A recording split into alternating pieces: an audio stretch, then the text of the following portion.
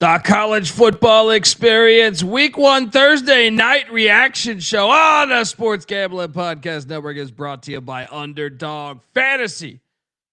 Underdog's got a brand new offer for new customers. Play just $5 and get $50 in bonus funds when you sign up with our promo code TCESGPN. And remember, as always, folks, to let it ride. This is Coach June Jones, and you're listening to SGPN. Let it ride.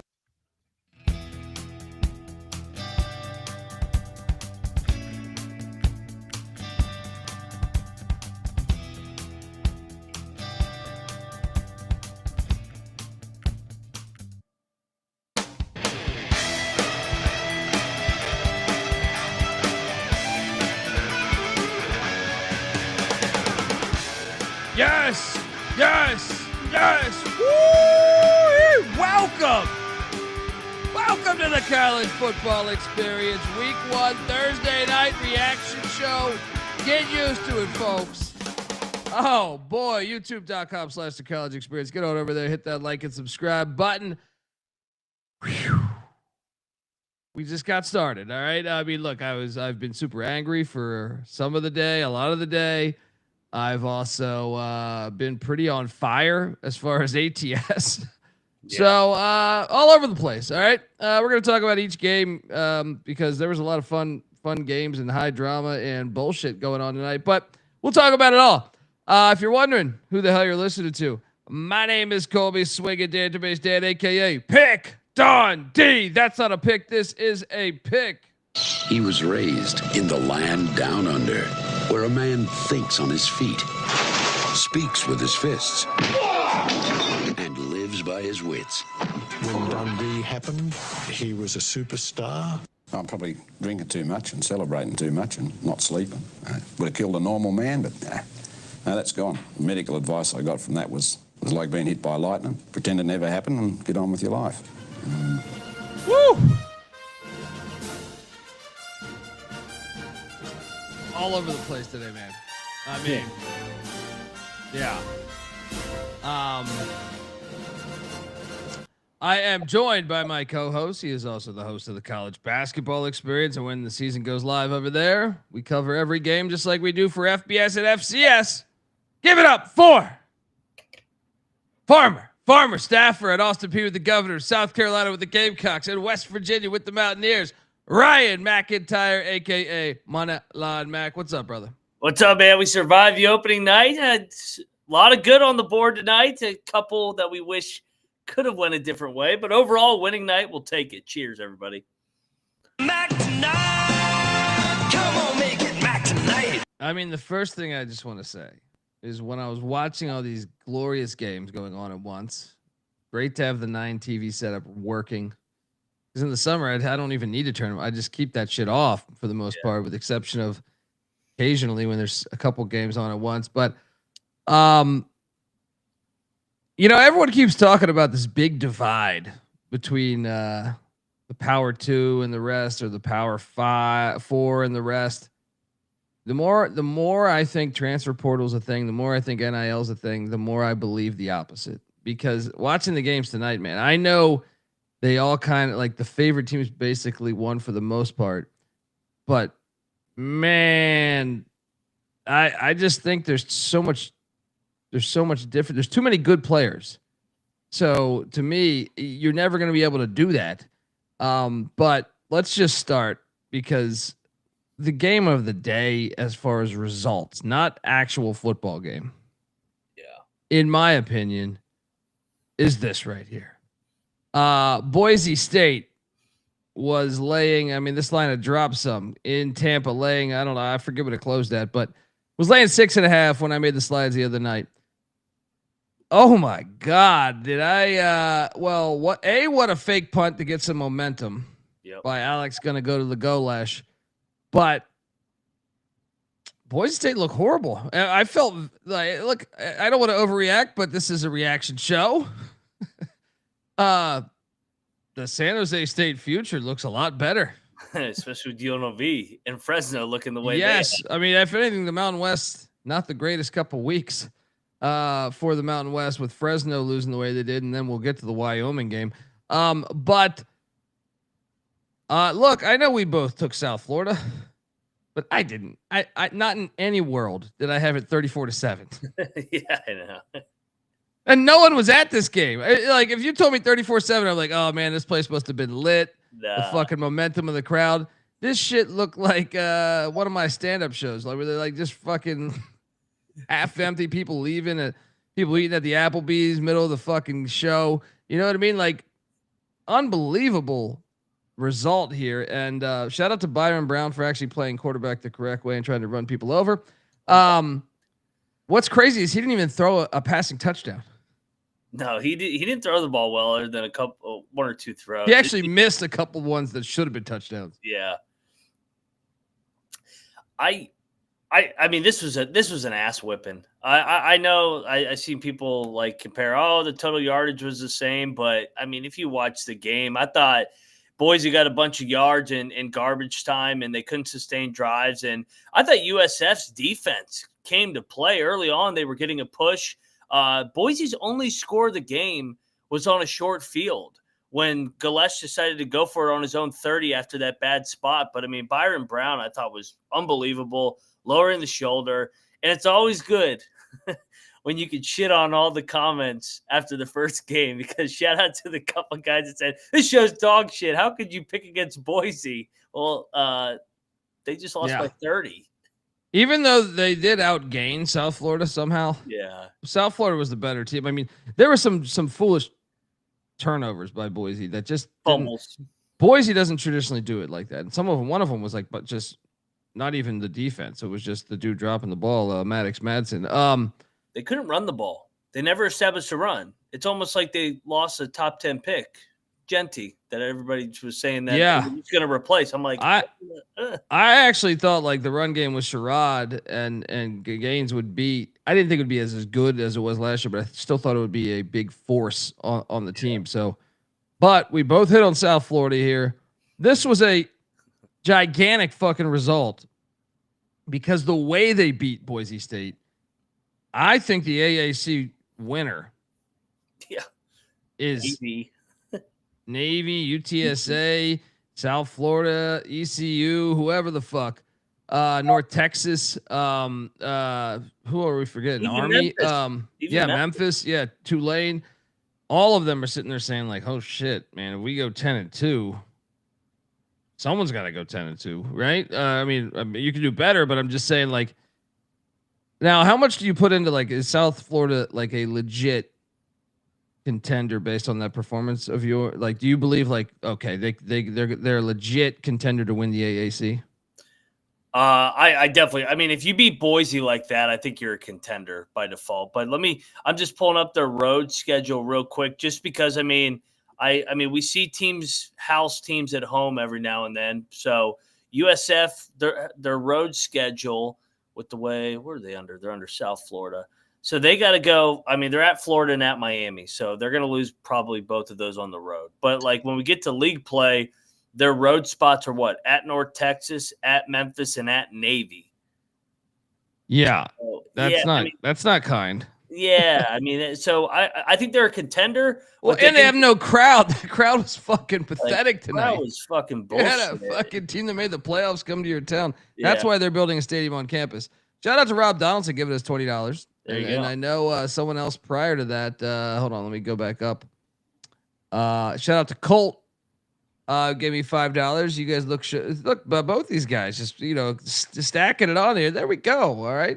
Just some sake. Here, you want me to pour another one? You want me to drop my 12th beer of the night or 13th beer? I don't know what beer I bought. Let's go. Well, I had Lawrence is up now, baby. I had a crazy set of events. Ooh, God damn. Sorry, I got these TVs on, so I got distractions. Yeah, I mean that one, like I said, I took South Florida. I did not expect a 34-7 win, but we'll take it. We'll take it all day. They're a contender because of Byron Brown, to answer your question. The schedule's not kind, though. Put a bow on it. Yeah, but what a big win. And, man, Boise's schedule, to be losing this one, and you still have – I mean, you would assume they would lose to Notre Dame based on what you saw today. They don't play San Jose, but they play Appalachian State, which all of a sudden that game looks a little bit. The Air Force game looks a little more. State. Yeah, all those ones I would say, wow, okay. Then after this, and I actually think this was one of the more impressive things today for me. Ohio loses 34-31 at Rutgers. And had it not been, I saw 40 was talking about this, was had it not been for that skipper punt that Schiano blocks, which you can almost count on Schiano to do that almost every mid-major game, by the way. But Rutgers survives as they win 34-31. And the thing that I was texting you, and I know you would, I came away very, very, very impressed with Ohio. Yeah.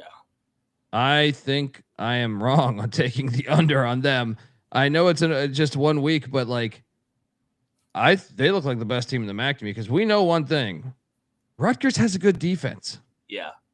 Parker Navarro is like watching the game tonight. I was like, I can't believe he's not at a Power 5 school. He was 21 of 31, 239, 3 touchdowns, 0 interceptions. And then he ran for 93 yards and had a rushing score. I'm shocked that he's at Ohio still because watching that game, Rutgers is a good defense. Like I believe they'll be a good defense this year. So I mean, from a MAC point of view, I think they look like the team to beat to me. I know they won the championship last year, but they didn't fall off to me. And Rutgers got very fortunate to win this game. Like I said, one for that block punt. And if Ohio had Brian Smith really impressed with the halftime adjustments. Mm-hmm. They're really, down 17. Yeah, really impressed with the halftime adjustments. And man, this is what I mean. It's like, I don't think that gap's that big. Shit, if you play this in Athens, Rutgers would have lost this game. Right? Man, what was your takeaway on this one? As a West Virginia fan that's got to go to Athens next week, I was like, oh, shit. I was hoping that, like, hey, we're going to get Brian Smith. At least we don't have to play Tim Albin. And I'm like, oh, my God, Ohio is the same exact team from last year. Navarro was unbelievable. He had, 350 yards combined. Ohio rushed for 6.5 yards a carry against Rutgers. Rutgers, like to your point, is a good defense. That's their culture. That's what they hang their hat on. Thank God Schiano's special teams blocked that punt. I thought the Greg Pelt gun was actually pretty good tonight. He was 18 of 23 for 250. He made some big throws. But the second half, dude, yeah, Ohio was the much better team. No doubt. I mean, Navarro's a top 15, 20 quarterback in the country. I mean, watching that, I texted you and I was like, I just can't believe he's at Ohio. Like you would have thought someone breaking down like he does. If he plays like this each week, I mean, I always liked his game before. I liked him when he was at UCF a couple years ago, but whoa, like I was very, very, very impressed tonight. And to me, like I know that they just lost, but I actually think they're probably the team I'm most shocked about. Them or South Florida for the whole fucking night. Yeah. It's like I was, and I am a little worried for you, buddy. We'll see how you guys look against Bob Morris, but good luck. Shit, that line's gonna be like 2.5. Like going to Athens, them and Toledo should be on a collision course from what we did with our Toledo preview. I mean, actually, we'll talk about Buffalo here in a minute too, because they look I mean, the MAC had a pretty good night overall. I know they didn't win any of their games, but they looked the part, I thought. Definitely. That's what I mean, though, is like, I go to these media days and you start talking with people and shit, or you listen to other people's podcasts and they make it seem like there's this gigantic gap now because they can steal the players from the group of 5. But I also think that there's too many good players, and where like you might have a backup linebacker at whatever school. Maybe they're not using. You see it in the NFL. Certain coaches don't know how to use certain players. Yeah. Right. I remember like LeVar Arrington when Schottenheimer had him for a year. He was just like, man, he turned into a fucking beast all of a sudden.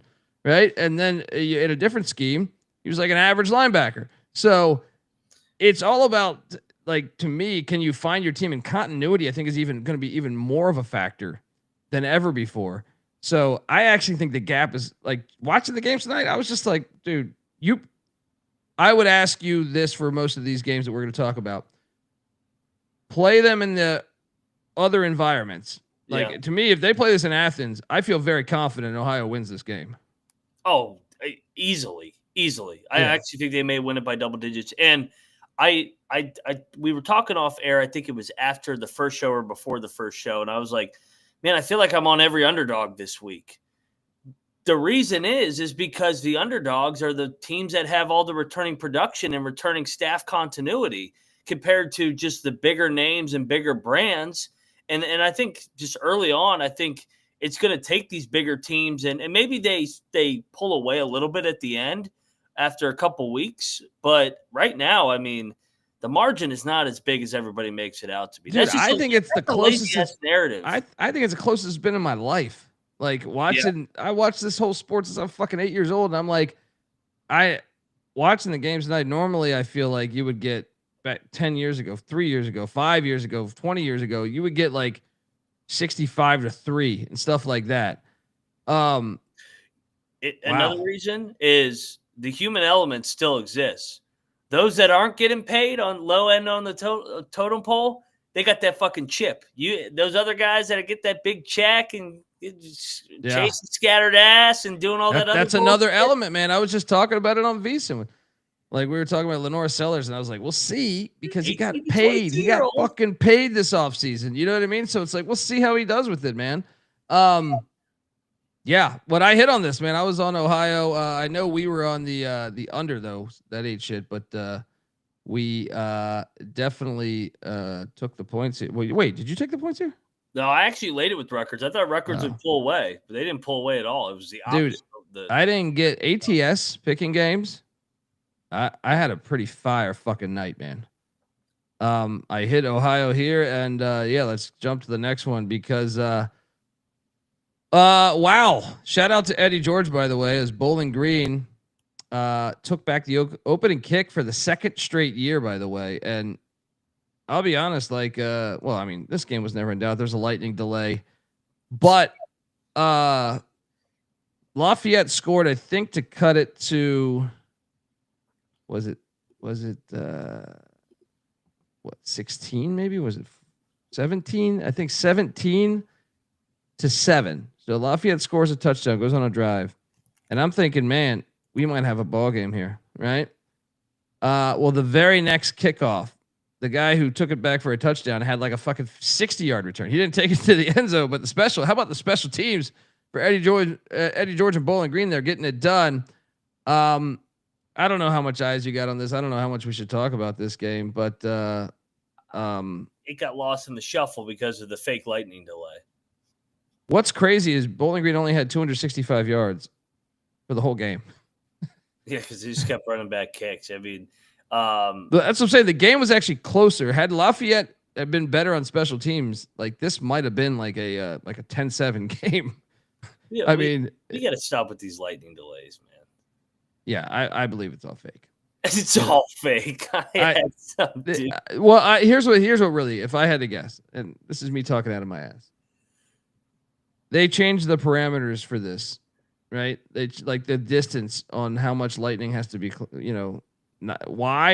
Is there any case of anyone getting struck by lightning? No, but we're just in an era where everybody's afraid of everything. Oh, they could sue us.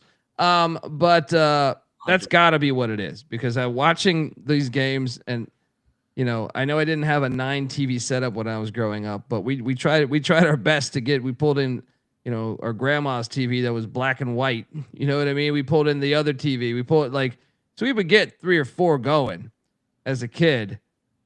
That shit never happened at this rate. No. So they had to change it. They had to change to me. Like, I joke about this last year. Last year, there was a fucking Saturday throughout America where I felt like there was 20 games, and I was like, that hit this lightning delay. And I was telling Patty C, I was like, this shit is fake. It's fake as shit. Yeah. Like, I was in Morgantown, we had a lightning delay. I was like, it's not even fucking raining. And I got an argument with somebody on Twitter tonight. They go, well, it's not safe to play football if it's lightning out. I go, did Did it not lightning before 5 years ago? Because all of a sudden, 4 or 5 years ago, we just said, all right, hey, if it lightnings within 30 miles, cancel the game for a half hour or an hour. It's like, what are you talking about? Stop changing the shit. Like, nothing's going to happen.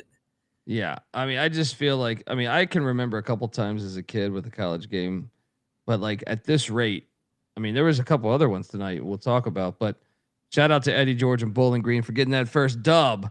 Got to work on the offense, though. A bit concerned about the offense moving forward. And shout out to Leg Show, man. Chance to get in the final score on the graphics.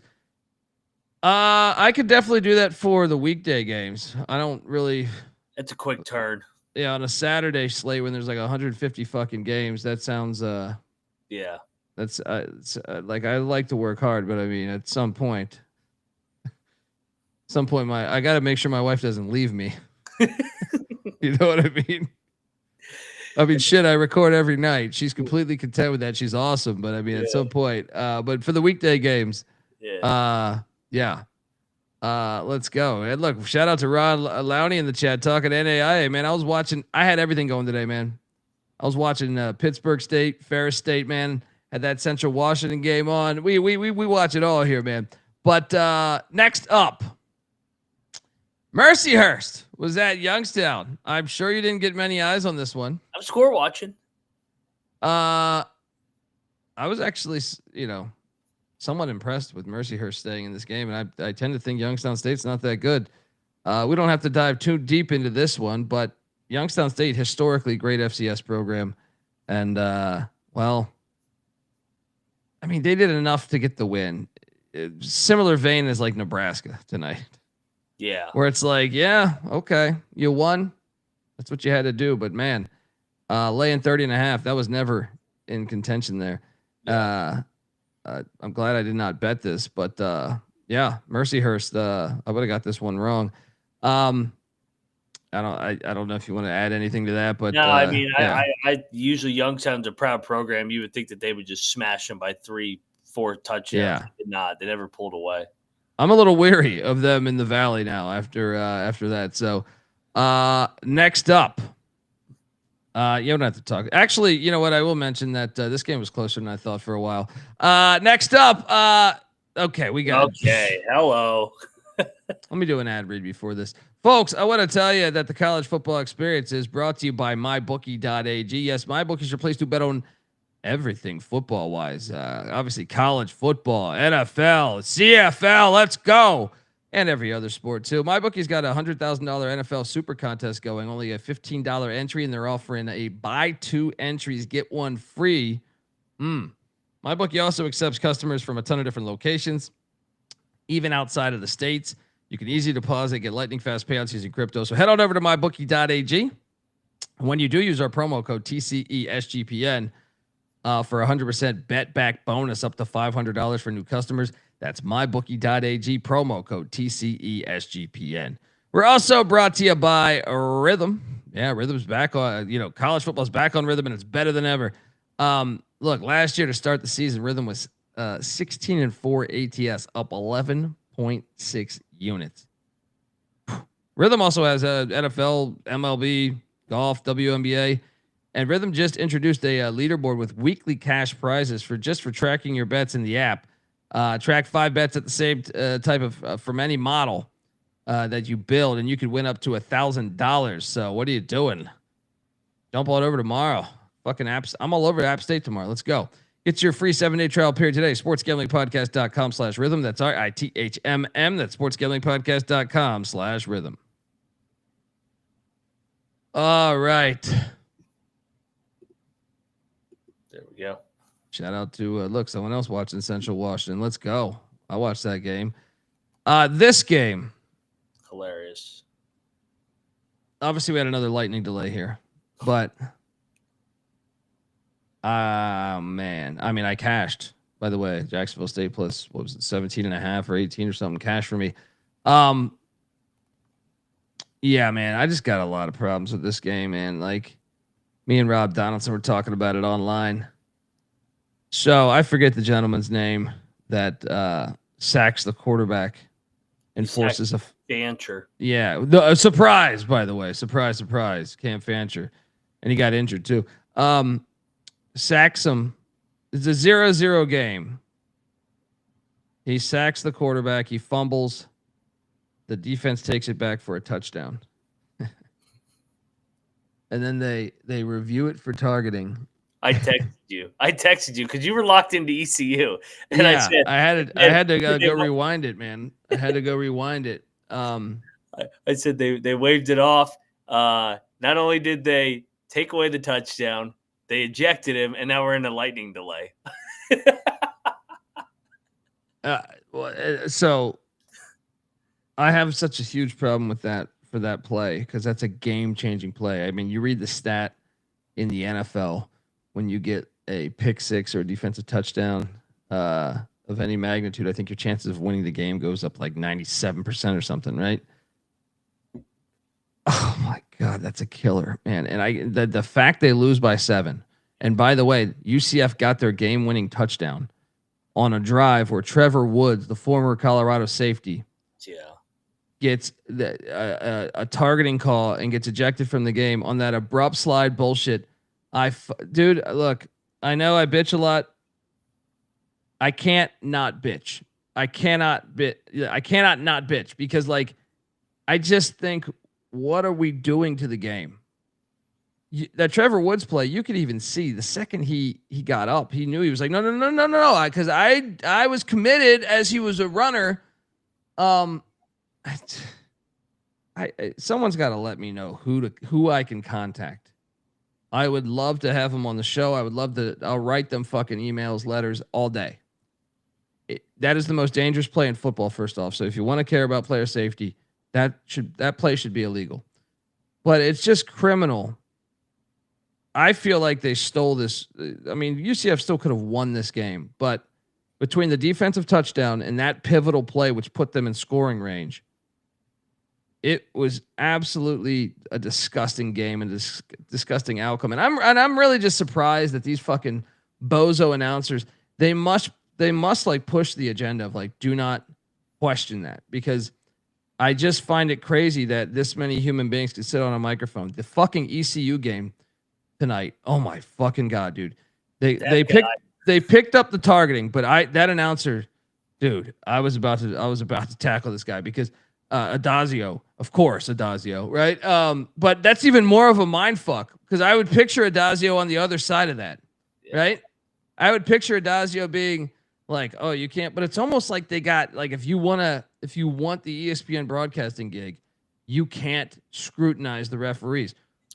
What happened here, man? Like this was horseshit in this game. And I'd feel terrible if I was a Jacksonville State fan because I don't know that you deserve to lose this game. I don't know that. That's what I'm saying. Like, this should have been, to me, at least a tie game. Probably. I mean, that you let that defensive touchdown happen, you call your game differently. Because that would have put it at they would have been up by what, 10-0 at one point or 10-3. It would have changed the whole direction of the fucking game. Anyway, your thoughts on this one, man? And UCF looks fucking horrible, by the way. Oh, UCF's the worst team in the Big 12. Or hopefully not West Virginia. But it's UCF. They looked lifeless tonight. I think they're struggling with their identity. I mean, we didn't like the roster when we broke it down in the preseason preview. We think it's going to be an identity change. And Jackson was the better quarterback tonight. He actually had a pretty good night. But to your point, all the momentum-changing plays went against Jack State. To have that call get overturned and then eject the guy who's one of their better defensive linemen, so you had all the momentum, and then you had the lightning delay. So not only do you wave it off, then there's a lightning delay. It's like all the momentum that Jack State could have had. I'm like, holy shit, Jack State's alive as hell in this game. They're up 7-0. They're getting a pass rush. They may fuck around and win this game, or they'll be there till the end. And they were there till the end because UCF's not very good. But if they don't call that, I'm pretty convinced Jack State would have won. Yeah, well, and the reason why that's so huge is what that could essentially do for the Conference USA, but also Charles Kelly He's getting his first shot at being a head coach. I'm sure he might even have some shit in his actual contract, whether he gets money for each Power 5 if he ever wins a Power 5 game. But just for the players too, it's like that's a huge fucking opportunity. It's just disgusting. It's like, what was he supposed to do? Like in both targetings, too. Yeah. An ejection. When, like, what? Whose dumbass idea was it? A, that it's even targeting, but B, let's eject him for 4 quarters. Like, why is that? Like, what world is that? Well, and you know what's the irony is, man. And me and Troy Calhoun talked about this. Did you watch the Delaware game? I know we got to get to it, but the Delaware's quarterback, basically has a moment against Delaware State where he specifically seeks out because he's running and he's got to get to the end zone. So he's like, fuck it, I'm just going to run over this defensive back. So he just lowers his fucking head. Yeah. And credit to him, it was great football play, but what's the difference? I don't see the difference. To me, it's like what he just did is that impact. He runs a dude over. It was SportsCenter's top 10 plays. I just saw it, right? We celebrate that, and it's the same as the same shit that just happened in Jacksonville State. It is the same. I'm not talking about the Trevor Woods play, by the way, with the abrupt slide. That's even worse to me. But because that hit actually looks really bad, but I'm talking about the defensive touchdown that they got. I just don't know what you're supposed to do. Like, I don't even know, like, how you can't even be mad at your fucking team. You know what I mean? Like, you can't even be mad at those players. It's just disgusting to me, man. And I know I'm going to say this every week, so buckle up, guys. But I care about the game. I love the game, and there's no way I can't not mention it because it fucking drives me crazy. It drives me crazy. Like, just watching it, just like, why would we do it? Why? And what's the lesson we're teaching our fucking kids here? Like, what?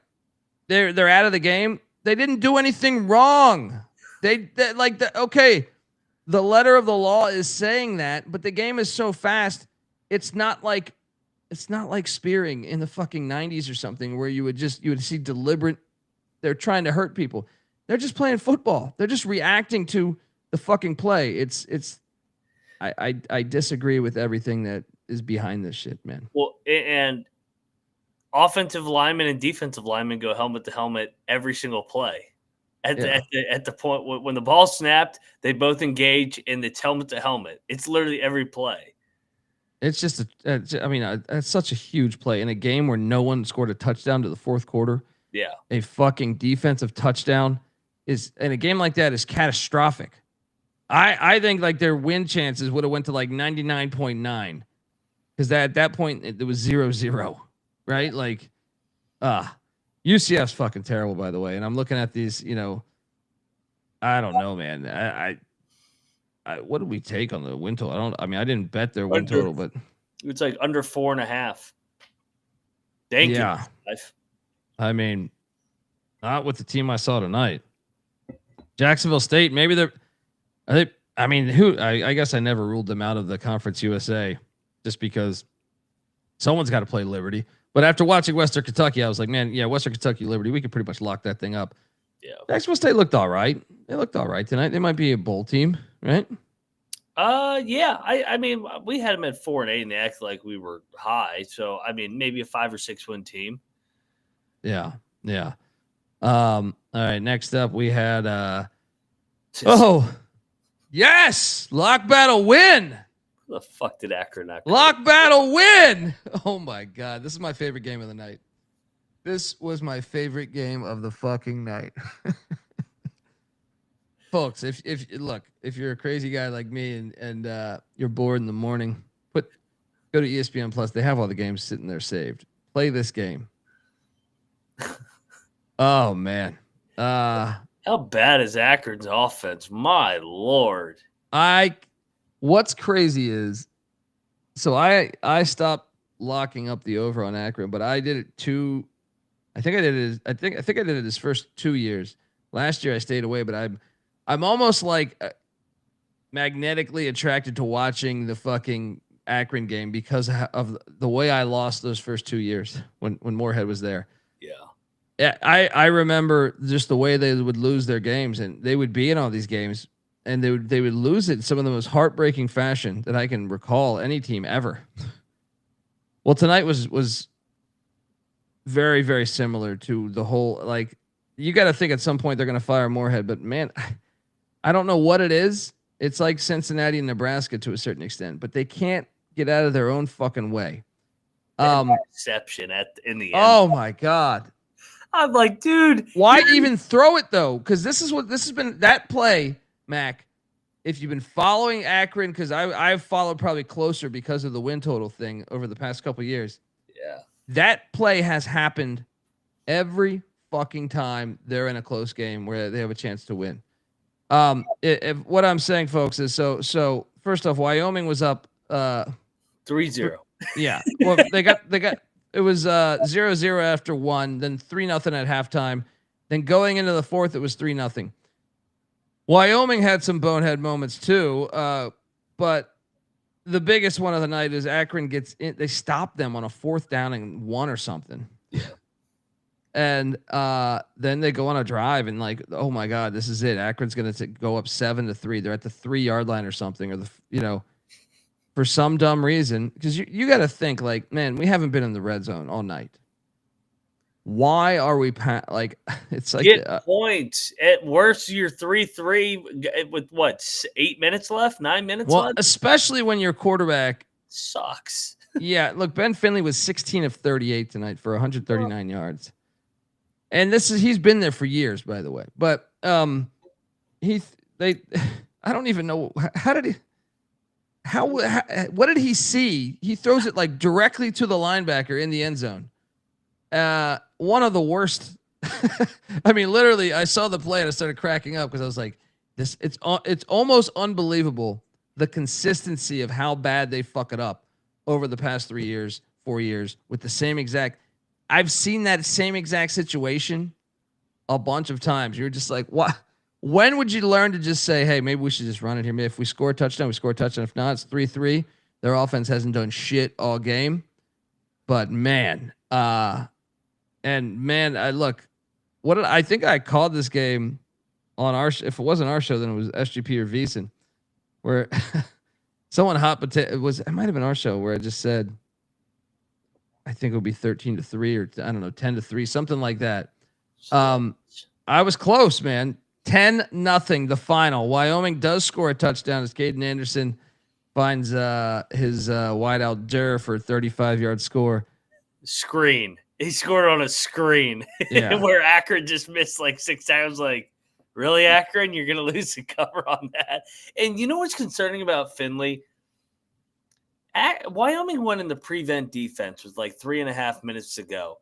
And Finley couldn't run a hurry-up offense. And I'm like, how long have you been in this program? How can you not get everybody organized and like put together a drive? They just ran out of time at the 40-yard line. They didn't get stopped. They just ran out of time. Yeah. I was like, what is wrong? Akron's bad, man. That offense is bad. Whew. What's crazy is like, you look at the stats on this thing, like this game should have been a blowout. Wyoming had like 430 yards of offense and he kept stalling out. It'd be, well, how about Sauvel going for it?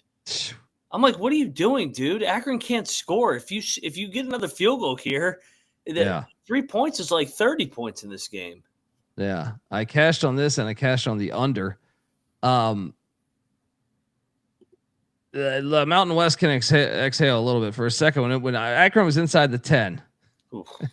And I'm watching Boise get destroyed. It was like the final minutes of the Boise game.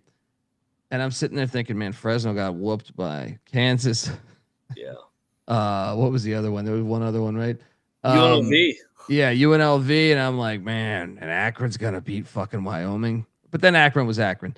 And my handicap went perfect. But I'm a little concerned. But I mean, in a way, I'm not concerned because they put up 450 yards of offense. And that's actually a lot for a Wyoming team because they're always good defensively, but I still might pump the brakes on me getting. I don't know what to deduce from that because I'm like, man, they definitely their offense is. They probably haven't put offensive numbers up like that on the road in a long time. Yeah, but at the same time, it's also Akron, and they were in. They should have whooped their ass probably more than that. Anything else you want to say about this game? No, I mean, Wyoming's got a great shot here now. They got Northern Iowa at home, and if they can get that, then they got Utah coming to them. You got a chance to really make a splash in what's a wide open Mountain West right now. I mean, I know it's early, but shit, Boise and UNLV look very vulnerable so far, and then Fresno. Yeah. And by the way, I want to continue asking you this. We said if Ohio was hosting Rutgers instead of playing in Piscataway, we feel very confident Ohio would have won, right? I do, right? If the game UCF Jacksonville State was at Jacksonville State, would you feel good about Jacksonville State winning that game? Yeah, I would too. All right, next up we'll get to the misery. ECU NC State. Oh man, 24-17 ECU. I thought they really dominated the second half from a yardage standpoint, but you can't start out that slow. I did hate the play calling to start the game. I don't even blame Hauser. I think Hauser's a very good quarterback. I'm actually paranoid that a Power 5 school will take him next year. This was incredibly painful. I mean, I was texting you a bunch of shit. Well, I mean, look, the Pirates screwed you, but you should have taken the points. I took the money line too, but you take the points to back you up. You can't just like, what the hell was John David Baker's game plan?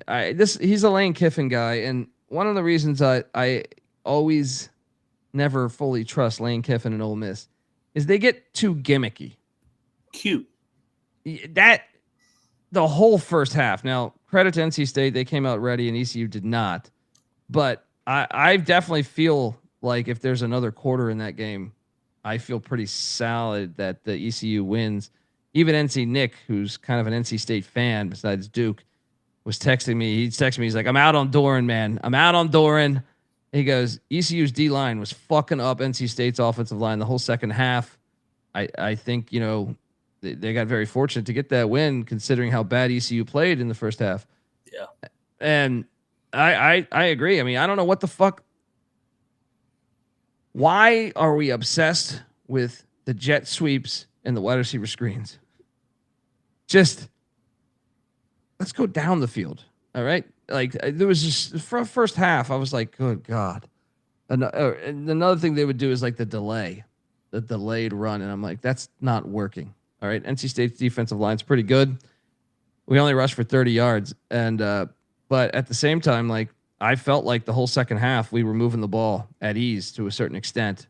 If we could get out of our own way, when we faked the punt and got the fake punt, we should have scored on that drive. And then right before the half, how did we not get 3 points right before the fucking half? Oh, the fucker missed that kick too. Well, that's not his fault though. It's a 54-yard or whatever. Like that should have been a 30-yard field goal. We had the dude drop the ball. One of our wideouts dropped like a 6-yard catch that would have made it easier, but also the penalty before. So a lot of dumb penalties today.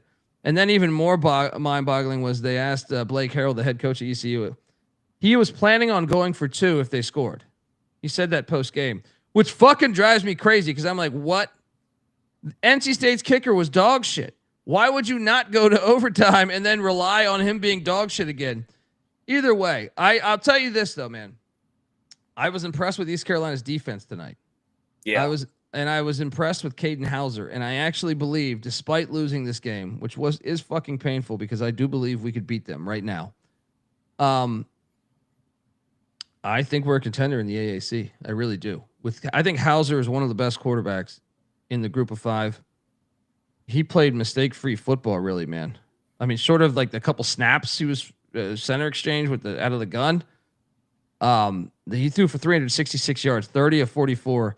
366. He also had some yardage on the ground too. So like, man, I like our chances in the AAC. I mean, I'm not going to say we're going to win it, but I'm saying like that offense that I saw against NC State on the road at a very hostile environment. If we're getting that all year, I'll put it up against almost anyone in the AAC. So, and the defense I actually thought played well all night, played strong all night. Now we'll see if Blake Harrell can do it consistently, because we've only seen him coach 6 games or 7 games now in his college career. But This is extremely painful because I definitely feel like had we just played the way we played in the second half and the first half, they could not stop us. The only times they stopped us was when we got in our own way, like the 4th and 1. I thought instantly, Mac, we had it at 3rd and 1, and they did the shotgun run, which drives me fucking insane, right? They did a shotgun run on 3rd and 1. And it's like, first off, when Hauser did a quarterback draw to get it to 3rd and 1. Right then, you've been playing at this ridiculous tempo, right? That NC State was really struggling with. But now you're playing relaxed. In my opinion, this is what should have happened. You continue playing at the tempo that you've been playing at the entire time. It's actually one of the things that he's brought with him from Ole Miss. Because this was the thing we had last year too. You get up to the line of scrimmage really quick, and you do a quarterback sneak. You don't go out under the gun. You just do a quarterback sneak, and you would have had 2 tries to get a half a yard. It's It's like these fucking coaches they overthink it. The game does not need to be this fucking complicated. Terrible decision making. Look, I'm not going to blame the run I will, but the pass was even worse because it was on the weak side of the field. You're not giving your guy a lot of room. It was the play calling offensively was very painful tonight. Your thoughts? I'm with you where I walked away. I was like, ECU's good. They just got hit in the mouth to start the game. And NC State now, that atmosphere was fucking ready to rock and roll for the Pirates. I mean, when they said they wanted their revenge, you could tell it was chippy to start the game. And NC State kind of just hit ECU in the mouth, got them on their heels, 17-0.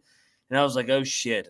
Did we walk into a hornet's nest and we're just going to get blown the fuck out? But I thought, to your point, I thought Hauser made play after play after play. Hauser's a better quarterback. He's better than not MJ Morris, but CJ Bailey. Yeah, and Bailey was good. Bailey played well. Well, Bailey's good with the deep ball. He's got to work on that intermediate game because that's where raw, I thought, yeah. But I mean, if I'm walking away as an ECU fan, yeah, you fucking hate losing to NC State. You never accept that. But to go into that atmosphere, you're not going to play it in another atmosphere like that. You play at UTSA, you play at Tulane. Those aren't atmospheres like you played in tonight. So, Hauser's a beast, dude. He's a fucking beast. I would walk away thinking ECU should be a contender in the AAC. I'd be concerned a little bit if I was NC State, though, the way that they almost blew a 17-0 lead. Yeah, no, that's what Nick was saying. Nick was like, dude, I'm out on Doran. I think they need to – I think he's lost it, man, because, what's crazy is he's 1-0 against a rival, so I don't think – but, ECU does play BYU in a couple weeks, and watching that game tonight, and that's in fucking Greenville. I like our chances. I'll tell you that. If we could play like we offensively today. So, and to answer your question, if that game was in Greenville tonight, ECU would have won. Yeah. Oh, I feel great about that. Yeah. I mean, NC State got off to the fast start because of the crowd. I mean, that place was fucking rocking. I was like, Jesus Christ, you weren't lying. This place is ready to roll for the Pirates. They wanted some revenge. They did. Great rivalry. And fuck you, Pussy Pack. But nice win. Then after that, you had the likes of Delaware State and Delaware, man. And let me tell you something. I did cover with the 29.5, was it? John. Dude. They played way better than I thought. These numbers, the final score does not tell the tale. To give you an idea, if Delaware State could get at another one where I feel like they self-inflicted wounds, this, like from a yardage standpoint, was like dead even. Delaware took a long time to fucking get their shit together, man. I know they're probably nervous. First FBS game, rivalry game. Yeah. Phew. I know we locked up the over. I mean, they did have over 400 yards, but they only outgained Delaware State by like 40 yards, man. And if you watch them up, dude, that's what I'm saying, dude. If you watch this game, I had this on the whole time. This thing was a close game. Like it was like 14-10 in the third quarter, and I'm thinking like, man, Delaware State's moving the fucking ball on them. They had some dumb turnovers, but Yeah. Interesting. Deshaun Jackson. Yeah. Yeah, this guy's ready. Yeah. This juice. I was look, I thought like MEAC, it's going to be South Carolina State or North Carolina Central, and it probably is going to be. But Delaware State's definitely better than what I thought. So kudos to them. And then Blue Hens, you avoided the upset. I know we locked the over. Hopefully you look better next week. It is a rivalry game, so to their credit, well, they're at Colorado next week. We'll see how Colorado looks tomorrow. But I thought Delaware would look a little better, to tell you the truth. Yeah. I do too. Yeah. Oh yeah, they got you just said it. Colorado. Yeah, they better make some adjustments. I mean, we'll see what Colorado looks like. That's the beautiful thing about week 1 is we really don't know shit about these teams, even after doing all 136 team previews. Yeah, you're sitting there like, oh shit. That team's like I feel like, but I will say this, man. I was pretty fire ATS today, man. Like, yeah. So I was looking at the sheet, and I'm like, man, yeah, I didn't get many wrong. ATS, if they were there in like the depths of the FCS, like St. Thomas Lindenwood, which I would have never bet that unless someone asked me to. But you're 7-1. I'm 8-4, and you're 19-7 on the year, and I'm 16-9. So we're off to a good start. Oh yeah, let's go. Let's go. Then after that, we had this was a lightning delay. Did you probably didn't watch any of it because you don't know when the fuck the game's starting. That's the problem with the lightning delays, and it drives me insane. I'm like, I'm missing a game, and I go, well, what do you mean? What game is that on the delay? And then I'm trying to play with the TV and miss a big play because of a fake fucking lightning delay. There's 3 people at the game. Nobody's gonna get struck. There's nobody to strike. Yeah, it's unbelievable. ULM 29, St. Francis nothing. St. Francis, a lot of those players left for the lightning delay. Well, yeah, in D3 they might have. We don't need to talk about this game, but shout out to Brian Vincent, another win. Hey, ULM right now, you need those fucking things, and you're everything. The offense coordinator, head coach, athletic director. So Did shout out to make the call on the lightning delay. He probably had to. It's up. He's probably doing one of these, right? Lightning's in the air, folks. But St. Francis beat an FBS school last year. Yeah. So, yeah, shout out to ULM. Next up. Oh boy. Now this one I did get wrong. This is a hard play. I should have known from the start because I'm a Pete Shinnick guy, the head coach of Towson. I just thought it would be so lit. You saw Cam Newton doing pregame down there. We're talking Towson, Norfolk State, and I think we'll see if Norfolk State's any good. Yeah, I don't want to overreact on this, but I think Towson could be solid in the CAA this year. But yeah, I mean, dude, if you watch this game, Towson scored on Norfolk made it a game. It was like, what was it? It was like 13-7 because Norfolk had finally scored. And then Towson scores on a touchdown that was like a 3rd and 35 or something. It was it was the most ridiculous pass, but it worked out for Towson. But yeah, I guess this was the one that I actually, I definitely ate shit here. I thought I even got like a good number on this 14 and still didn't get it here. Mike Vick, it remains to be seen. I know he shit on his team. He's like, we look undisciplined everywhere. So, yeah, guilty pleasure here. Did you watch this? Did you bet this? Yeah, no, I didn't bet it. I wanted to see Vic. I had eyes on it. They kind of got dominated. The Towson's a better program right now. It's going to take a minute for Vic, but good crowd, good energy, something to build on. Yeah, and Vic and Norfolk State was 4 of 16 on 3rd and 4th down. Yeah. And really the offensive line, 39 yards rushing. Terrible. Towson, I think, might be a player in the CAA, though. We'll see about that. Shout out to the Tigers. We Tigers. I got the heart of Lions, Tigers, and Bears. All right, we're going to get to the next game. But before we do that, I want to let you know that the College Football Experience reaction show is brought to you by Underdog Fantasy. Yes, Underdog Basketball Mania is happening all summer long. Giving away $15 million in prizes, including $2 million in first place. Look, there's no waiver wire, no arguments about trades. Best ball is the best way to play fantasy football, folks. So get on over to Underdog Fantasy, and when you do, well, you're going to want to check out the brand new offer they're giving out, because you play just $5. You get $50 in bonus funds when you sign up with our promo code TCESGPN. So do that and let it ride. We're also brought to you by Circa Maids and Circa Survivor, the world's greatest sportsbook. Circa Las Vegas is hosting the world's biggest pro football contest. Circa Maids, Circa Survivor, and Circa Grandissimo with over $21 million in guaranteed prizes. Sign up in Nevada. Play from anywhere with the help of SGPN's official proxy. Go to footballcontest.com and use the promo code SGP to get $50 off those proxy fees. Contest closes September 6th. So get in now. All right, we are back rattling through games here. And then this is actually a game I did not get eyes on much. John Gruden did the coin toss. I saw it. And you know who's on the other side? Sean Payton.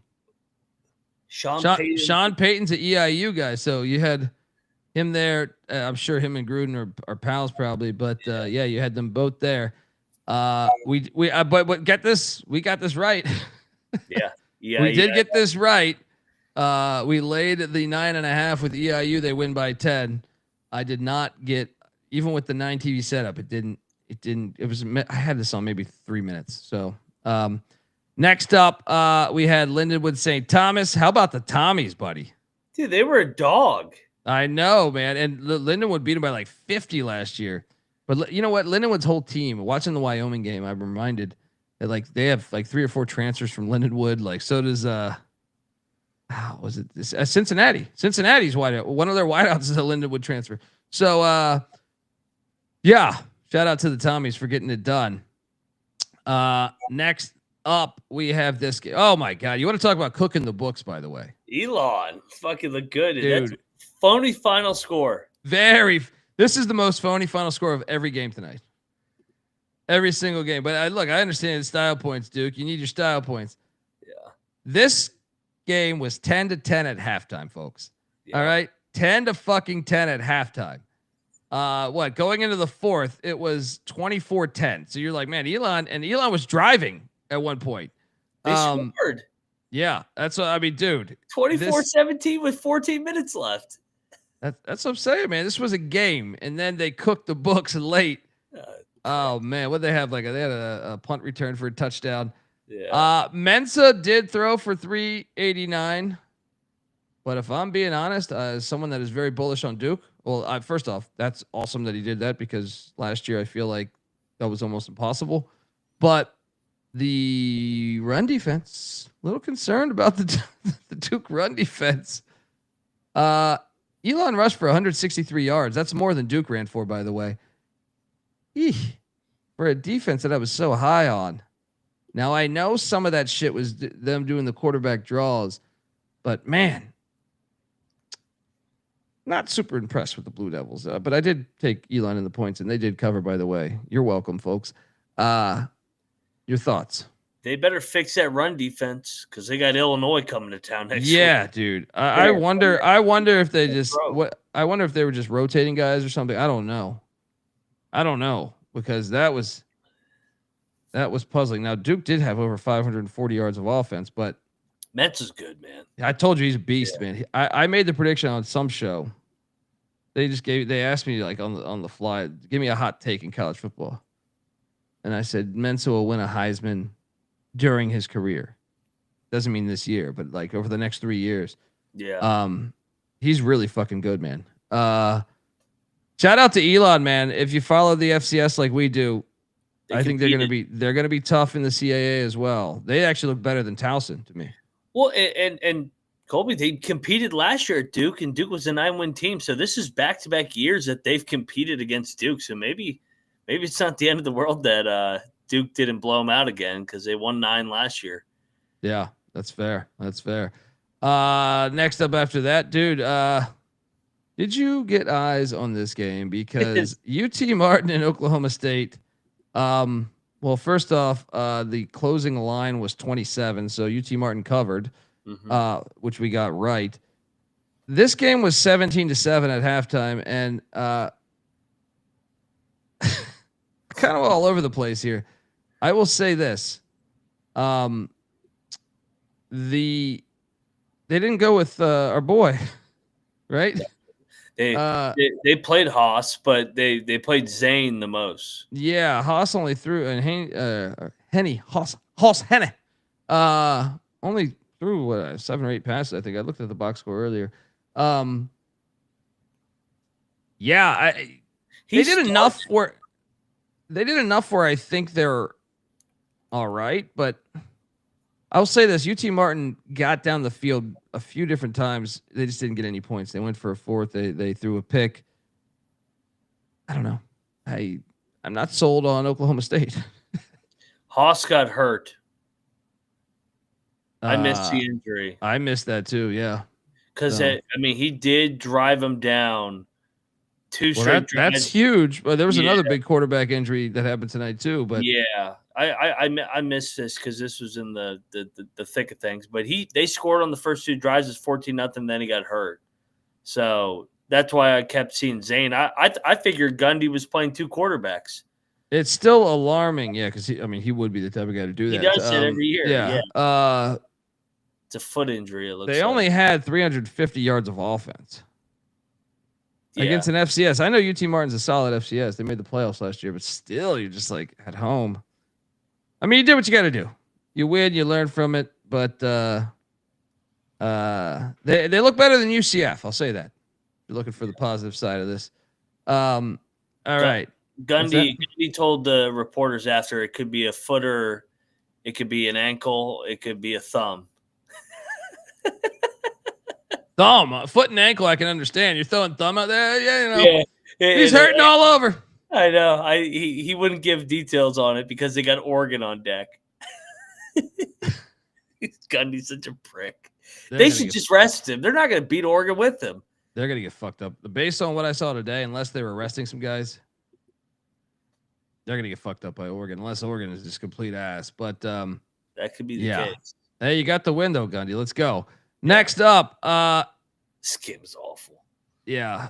I will say, how the fuck? So I watched like the whole first half. This is cooking the books too, by the way. This is SEC. This shit was like 12-0 deep into the second quarter. And I'm watching this and I'm like, Central Arkansas is actually doing a pretty good job containing Missouri's offense. And then I'm like, this guy, Missouri had like a breakthrough moment. They scored a touchdown, Pribula. And I'm like, they got it up to like 19-0 or something like that. And I'm like, I'm going to change the channel. It doesn't need to be on one of the TVs because there's other action on. But the fact they won 61-6, that's some bullshit. Eli Drinkwitz knowing how to fuck with those computers, man. Sankey sent him a text at halftime. Run the shit up so I can talk about how great our schedule is. He definitely cooked the books here. 100%. Even more than Duke, by the way. If anything, like in the first half, I was not very impressed with Missouri's offense. To tell you the truth, their defense looked good, but the offense did not. All right, next up, West Georgia. How about they stuck it to Samford? By the way, that was surprising. 34-3. The final score there, jumping up from D2 just a couple years ago with this busted ass. You got no one else to give you a new logo. I can make one phone call. You fucking pricks. Yeah, dial 1-800-PICK Dundee. I can get you a better logo in 2 hours. All right. Hilarious. Anyway, next up, Upper Iowa got destroyed. CJ still is not convinced that's a school.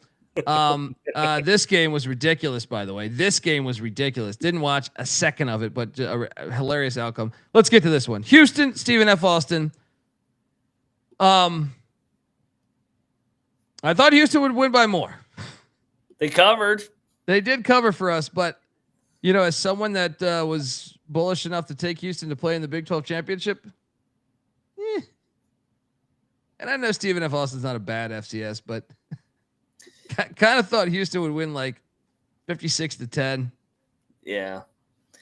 I'll tell you what, their defense looked good though.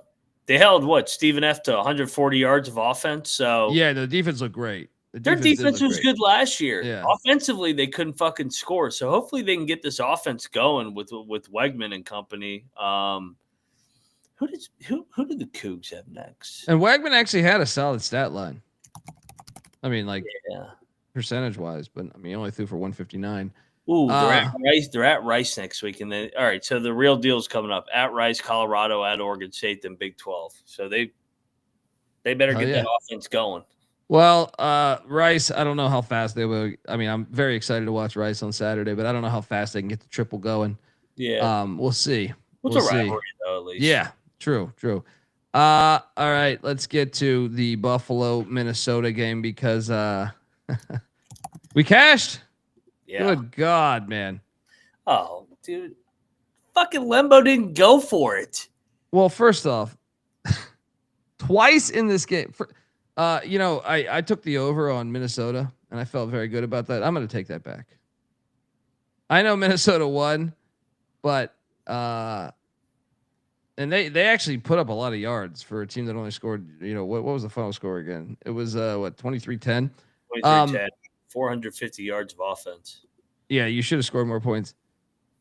I don't know about this Drake Lindsey kid. He kind of reminds me of a lawn chair. Like, okay, one of the most pivotal points in this game, right before the first half, I feel like, and if I'm wrong, whatever. You know what I mean? It was some point in the first half, I believe, where it was still a close game, and Minnesota scores a touchdown, but the play before that.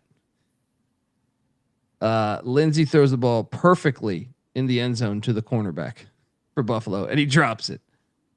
I mean, and this happened at another point in the game too. It wasn't in the end zone, but there was 2 pick sixes that were completely dropped. By the fat guy, and that guy should have scored too. He should have scored, man. Fucking bum. But you gotta, if you're gonna win a game like this as a dog, that's such a huge play. Like, his pass was so bad in the end zone to the corner that it was like, even the crowd could not believe that this dude dropped the fucking picks. It could have been like 105-yard pick six, potentially. I mean, who knows? But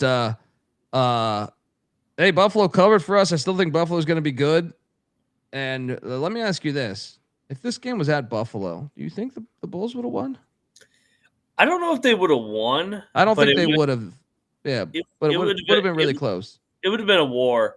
I'm pissed about it because I had Buffalo first half money line. I tweeted out right before. I said, let's go back in on Buffalo first half money line. They're down 7-3. They're driving at like the 30.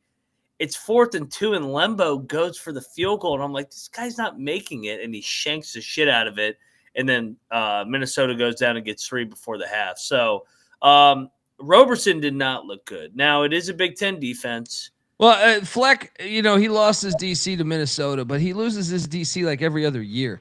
Yeah. I got to give Fleck credit that whatever he does when hiring his defensive coordinators, he's like coach proof on that shit, dude. He's a good coach. He knows what the fuck he's doing. Roberson did look like shit besides that pass to the running back. But, yeah. I like the running back from Minnesota, Darius Taylor. I thought he's a beast. Yeah, we knew he was a beast, man. He had 141 yards on the ground.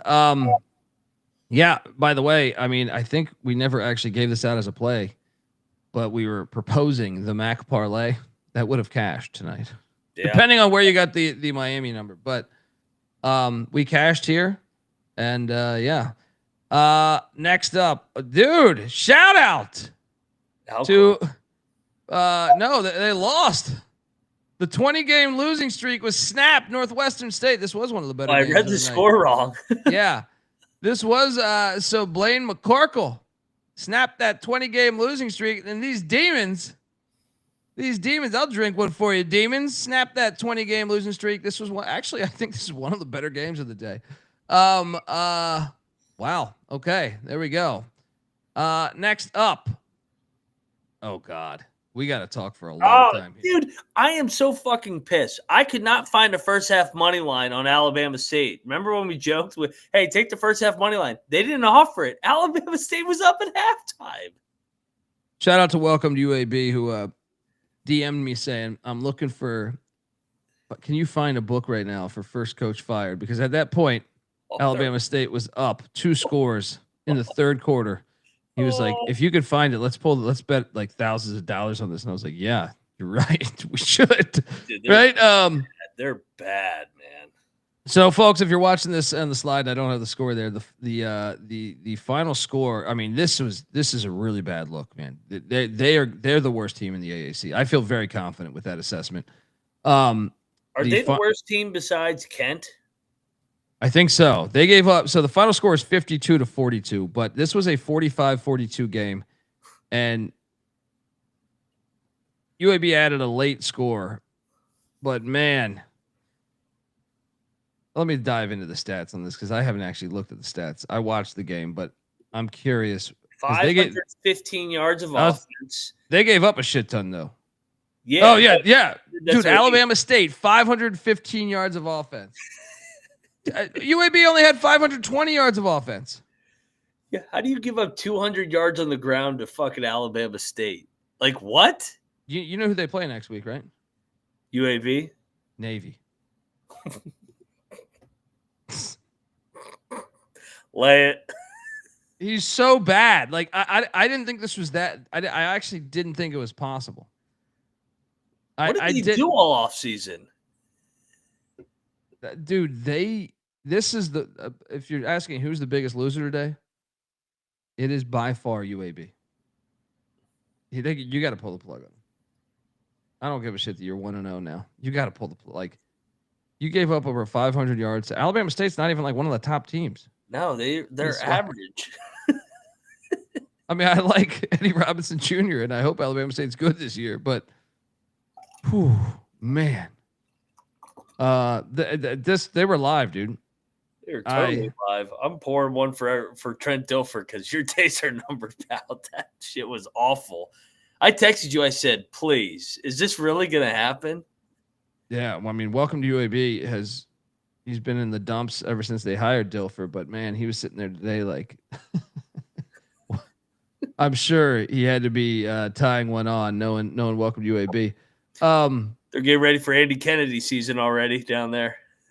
Yeah. I mean, good God. I didn't think they could look this bad. I didn't think it was possible, man. Man, like, what is this? What did they do all camp? I mean, they got very lucky. Do you know how because Alabama State was up 2 scores in the third. And I texted you this. They blitzed the Alabama State QB who played pretty good, actually, man. His name is Andrew Bodie. He outshined Jalen Kitna, who was like a 4-star, who was at Florida before his child pornography shit. I know that the people were like, huh? Yeah, look it up. Look. Bodie was 18 of 24, 312 yards, 4 touchdowns, 0 interceptions. The thing that was the real thing that fucked him in this game was he's about to get tackled. The blitz coming. It's going to be a sack, and he tries to quickly get it out to the running back. And it was borderline like, is that an incomplete pass or is that a backwards fumble? But I think everyone knew it was slightly backwards. That was the difference in the game because that gave UAB the momentum. They, scoring that, and then, man, I really believe had that play not happened, Alabama State might win this game. So, Dilfer was like pumped up after the game that they won too. I was like, how are you happy? You just give. What do you got to do? Like, you got to know. You got to fucking be self-aware that you got, man. I got to tell a wife, kids, we got to get the fucking house maybe on the market. Talk to a real estate agent. Don't put the sign in the yard yet, but get the shit ready. You know what I mean? Shit's going south. I mean, that shit I watched tonight, I was like, oh my God. No, honestly, that's the biggest loser tonight, in my opinion. Even Arkansas Baptist, which gave up 70 or something. That one was the biggest loser, and they won. All right, next up. Wait, let's get out of here. We got a few other ones. This one, good God. Now, we did cut. Now, depending on where you got this number, we covered or you pushed, but I think there were 16.5s out there as well. Yeah, it was all over the place. First off, a gutsy win by Wisconsin because when Billy Edwards was their starting quarterback, Billy Edwards, who they got from Maryland, he might be out for the year, folks. Yeah, I know. Well, Danny O'Neal's the backup, and Danny O'Neal was at San Diego State last year. And look, he's a young kid. He ain't very good though, yet at least.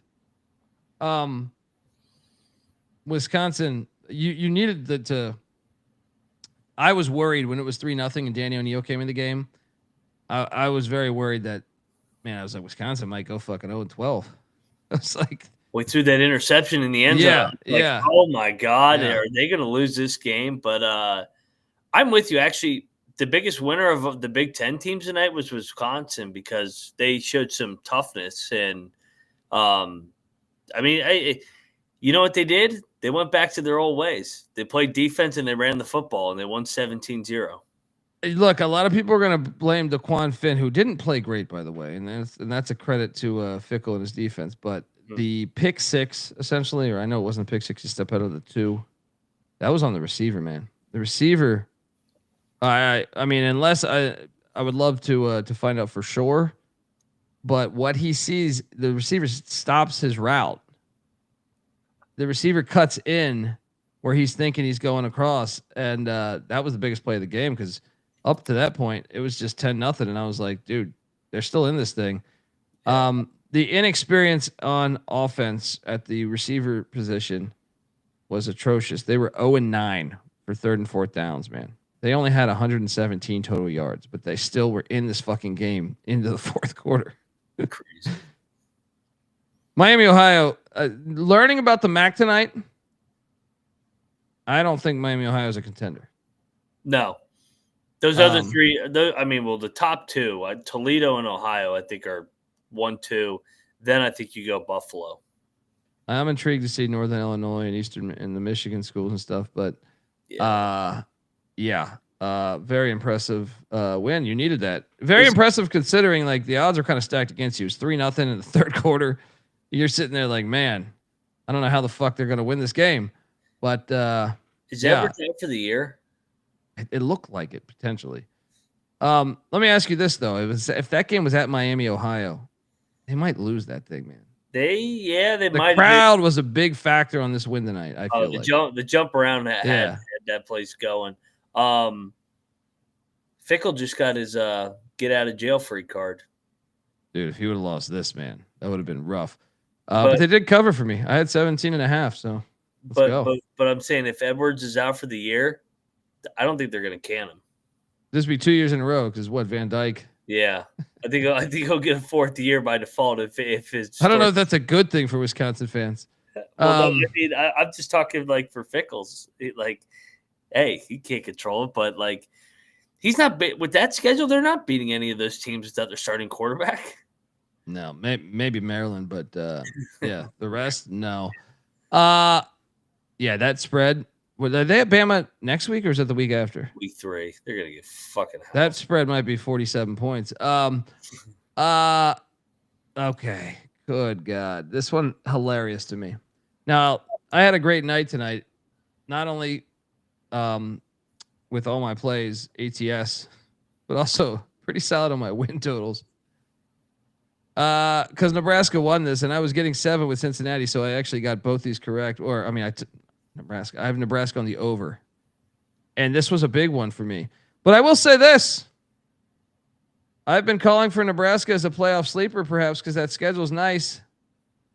And watching this game, and watching both these teams historically over the past 5 years find ways to lose games. Well, not 5 years for Cincinnati, just Satterfield. They did that again. And I don't think Nebraska is that good. Neither do I. I think we should be very worried about I know the schedule's nice with Akron and Houston Christian, the CVS fucking stadium team. But Cincinnati rushed for over 200 yards on Nebraska tonight. I hate to tell you this, but Michigan's got to run for a lot of yards against you. I'm just a little worried about. I'm a little worried. I'm a little worried about the explosive playmakers on the offensive side of the ball. Now, shout out to Nebraska. You've lost so many close games. You got the win, and you should celebrate. If I was a Nebraska fan, I'd be doing Jaeger bombs at the fucking bars. But as someone that is covering the sport, and I thought this is a playoff potential with that schedule. Maybe, I mean, look, with the schedule, maybe you could still get there, but I did not find them to be very impressive tonight, despite winning that game.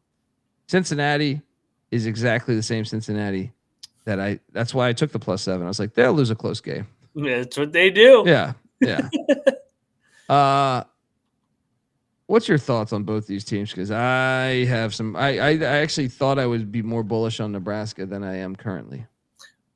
I agree with everything you said. And somebody tweeted at me that was Cincinnati's pretty good. That was impressive by Nebraska. I don't think Cincinnati's that good. I think Cincinnati's the exact same team. I think Sorsby's inconsistent. He makes plays with his legs, but he's inconsistent. Satterfield was talking about how great his receivers are this year. He's like, I will listen to him at Big 12 70 Media yards Days. passing. What the fuck is he talking about, man? Yeah. Receivers are fucking terrible. Yeah. And for Nebraska, that was a home game. That literally was a home game. Patty C has texted me throughout this game, and he's a Cincinnati fan. He says this is what Cincinnati gets for selling their soul. Apparently, Cincinnati. It was their home game. It was their home game, and they sold it for this. Idiots. Yeah. This is why they are dumb. Because I will say this: if this game's at Nippert, I guarantee you Cincinnati wins the game tonight. Yeah, this Nebraska team's way overrated. I mean, Raiola, did he get any better? Yeah. I don't think he sucks, but I think he's okay. He shows flashes of it. Maybe he gets better as the season goes along, but I thought he would be a little more developed. I gave him out as a Heisman pick on VSiN.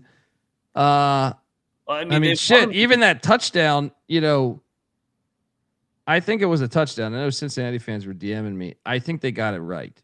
The bobbled ball I think they got that shit right, but oh yeah, the fade. I mean, but that was Cincinnati fucking around at the end of the first half. Yeah. Just take a knee. You go down 3 at halftime. Regroup, and no, they got to fumble the ball, and then Nebraska gets it. They go up 10. They have the momentum, and it's just. But Nebraska's next games are Akron and Houston Baptist. So I mean, they're 3-0 for sure. 3-0. But I just I had them beating Michigan. And watching the game today, I was just like, yeah, they're not tough enough of a team. I don't give a shit who Michigan trots out a quarterback. Michigan between the tackles is going to fuck them up, man. Yeah, if you can't tackle Sorsby, how are you going to tackle Michigan? Well, I even thought Michigan State. Before I gave them an auto win against Michigan State, now I'm like, yeah, I don't know about that. Now it's in Lincoln, but yeah, I don't know. I don't know. We'll see. For a guy, and Mojo's saying in the chat, for a guy that thinks he's Patrick Mahomes, it's just he doesn't show enough. Well, they also don't really have a good home run threats to me too, though. They lack kind of athletes on the outside. To me. Which I'm surprised because they have Dana as their offensive coordinator. Dana's always had dudes. But. Yeah. I mean, sometimes you only the head coach can say, man, I want this guy. This is the guy I want. Shout out to Nebraska though. That's the thing is I don't want Nebraska fans to come for me because you won a close game, and historically over the past 5-6 years, you've lost so many close games that I think you do have to celebrate it like this. You have to celebrate, say fuck yeah, and we got 2 bye weeks next, and we can get a lot better for that Michigan game. There you go. We haven't even seen Michigan play yet too, but I just know on the line of scrimmage, we watched Michigan under Sharon Moore last year and Harbaugh before, and they have similar identities. Biff Poggi's back on the staff too. They are going to fuck you up if you're playing run defense like you played tonight. I have a hard time thinking you're beating Michigan, but it is in Lincoln, so you never know.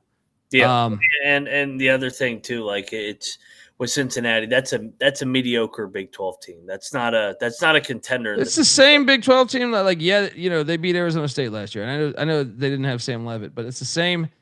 No, Cincinnati's capable of beating anybody, but they can also lose to fucking Miami, Ohio, like they did last year. You know what I mean? So, I'm with Go Beavs, by the way. The team that I was most impressed with, I think, was Ohio. I mean, maybe you could throw South Florida in there. USF. I do want to hit on this. Shout out to San Diego State. That was easy. Stony Brook was a FCS top 25 team a year ago. 42-0.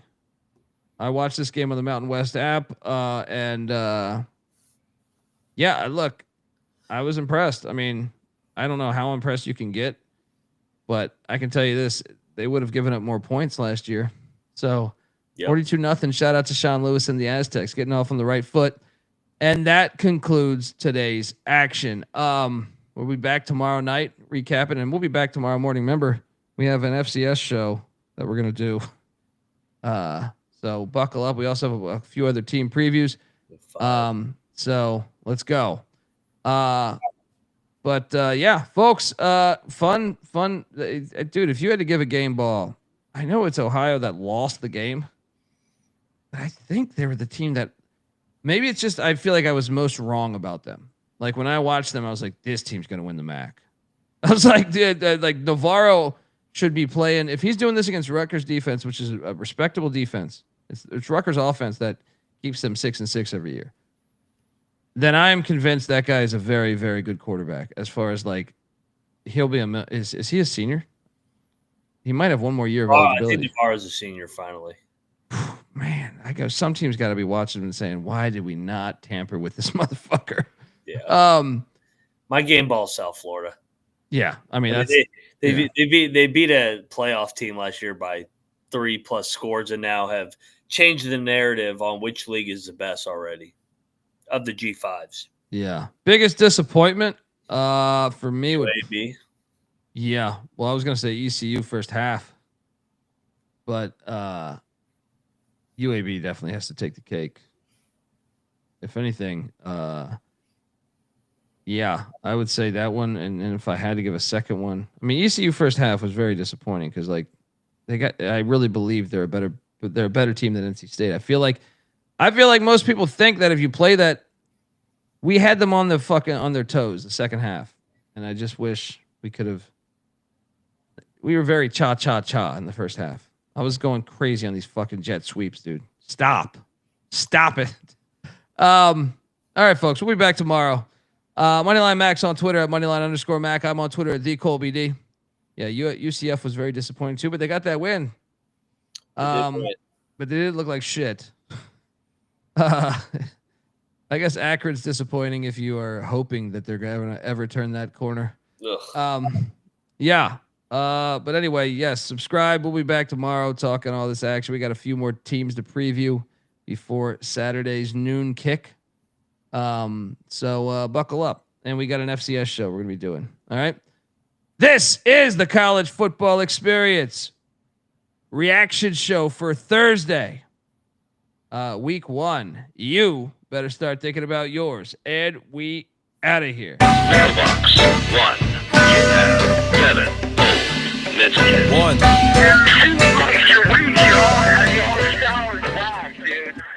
I'm not saying I'm impossible to outsmart. My body and soul are nothing without heart.